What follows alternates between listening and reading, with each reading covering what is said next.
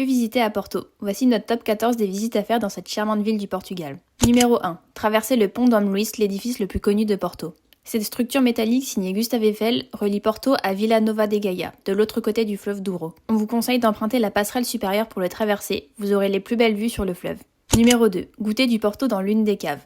S'il y a bien une spécialité à tester à Porto, c'est le Porto. Ce vin sucré est produit dans plusieurs caves situées le long du Douro. Notre adresse préférée, les caves de Calem. Même sans parler de la dégustation, c'est fascinant de découvrir le processus de fabrication. Numéro 3. Flâner dans le quartier Ribeira. C'est le quartier historique de Porto avec des ruelles pavées pittoresques qui se succèdent. Les façades ornées d'azulejos et le linge étendu aux fenêtres le rendent si charmant. Numéro 4. Plonger dans un monde féerique à la librairie Lelo.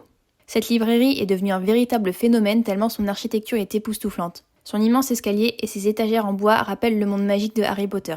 C'est une visite à part entière. Numéro 5. Faites une croisière sur le Douro. Après avoir longé le fleuve à pied, il n'y a pas meilleure façon d'en profiter que d'y faire un tour en bateau. Vous passerez en dessous des 6 ponts de Porto et passerez un moment très plaisant. Numéro 6. Montez à la Torre de los Clérigos. C'est le plus haut point de Porto culminant à 76 mètres. Après avoir monté plus de 200 marches étroites, vous serez récompensé par un panorama magnifique sur les toits de Porto. Numéro 7. Admirez les mosaïques de la gare São Bento. Alors que de l'extérieur, cette gare est plutôt banale, son intérieur est à voir. Des azulejos, ces mosaïques blanches et bleues typiques, recouvrent les murs du hall d'entrée. Numéro 8. Mangez un pastel de nata.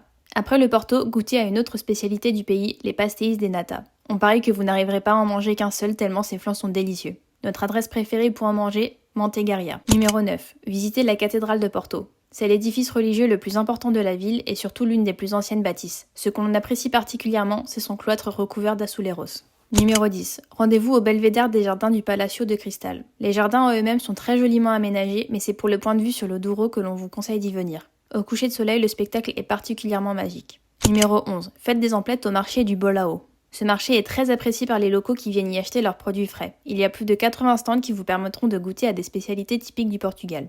Numéro 12. Prenez l'ancien tramway. Les lignes de tram sont toujours desservies par des anciens wagons en bois. La ligne 1 est particulièrement intéressante car elle se rend jusqu'à Foz de Douro, là où se trouvent les plages de Porto.